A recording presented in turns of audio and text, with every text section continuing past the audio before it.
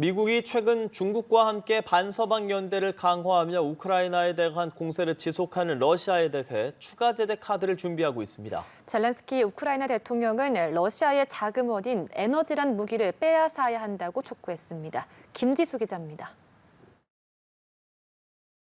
미국이 러시아에 대한 추가 제재 준비에 나선 것으로 보입니다. 지난달 미러 정상회담 이후에도 러시아가 우크라이나에 대한 공세를 오히려 강화하고 있기 때문입니다. 푸틴 러시아 대통령은 종전 협상엔 소극적인 가운데 최근 중국 전승절 열병식에서 시진핑 중국 국가주석과 반미, 반서방 결속을 강화하는 모습까지 보인 상황입니다.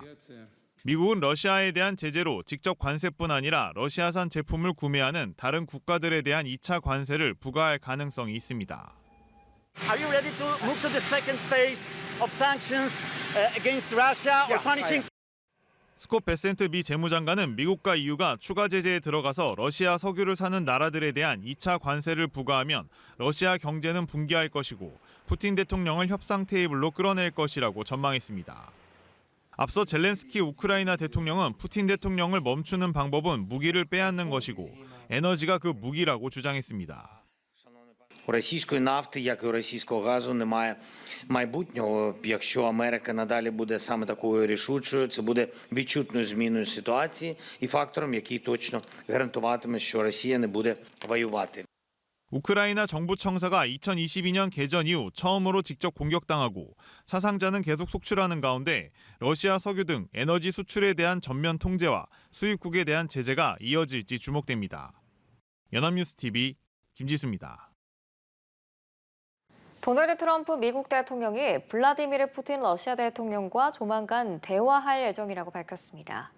트럼프 대통령은 현지 시간 7일 뉴욕에서 열린 US 오픈 테니스 대회 결승 참관 후 푸틴 대통령과 대화 계획을 묻는 기자들의 질문에 조만간 할 것이라며 며칠 이내가 될 것이라고 답했습니다.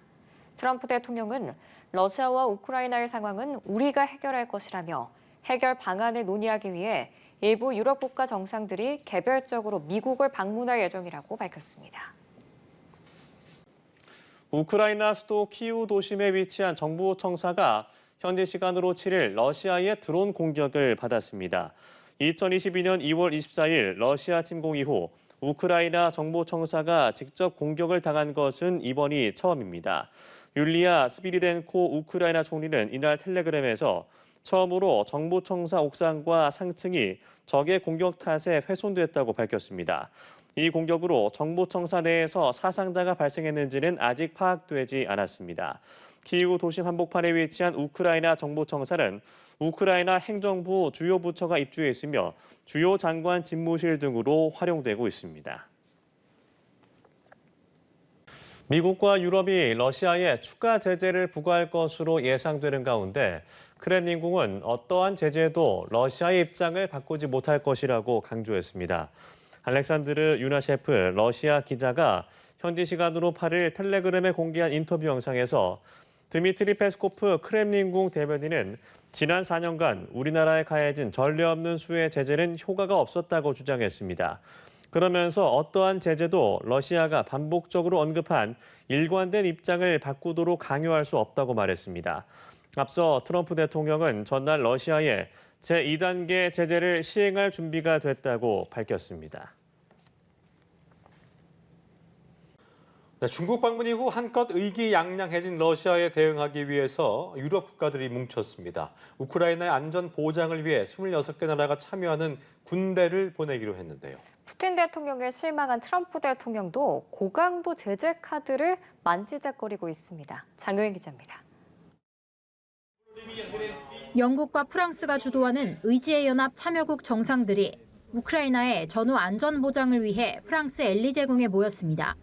전쟁이 멈추면 총 26개국이 우크라이나에 파병하거나 육상, 해상, 공중에서 주둔을 유지하기로 했습니다. 에마니엘 마크롱 프랑스 대통령은 우크라이나 안전 보장에 대한 미국의 지원이 며칠 안에 확정될 거라고 했습니다. Si la Russie continue de refuser les discussions de paix concrètes, alors nous prendrons des sanctions additionnelles en lien avec les États-Unis d'Amérique et apporterons des réponses claires à ce refus d'avancer. C'est aussi ce que le président Trump a exprimé tout à l'heure à l'occasion de cet appel. 전화 통화로 내용을 공유받은 도널드 트럼프 미국 대통령은 유럽을 향해 연간 11억 유로, 1조 8천억 원에 달하는 러시아산 석유 수입을 멈출 것을 촉구했다고 전해졌습니다. 유럽 정상들이 러시아의 전쟁 자금줄 역할을 하는 중국을 경제적으로 압박해야 한다고 강조한 걸로도 알려졌습니다. 앞서 트럼프 대통령은 자신의 종전 구상이 사실상 무산되자 러시아에 대한 추가 제재 가능성을 시사했습니다. Would you say that putting secondary sanctions on India, the largest purchaser outside of China, they're almost equal, would you say there was no action? That cost hundreds of billions of dollars to Russia. You call that no action? And I haven't done phase 2 yet or phase 3. 볼로디미르 젤렌스키 우크라이나 대통령은 블라디미르 푸틴 러시아 대통령과의 정상회담 필요성을 거듭 강조했습니다. 러시아는 공식 반응 없이 우크라이나 공습을 이어갔습니다. 연합뉴스 TV 장효인입니다.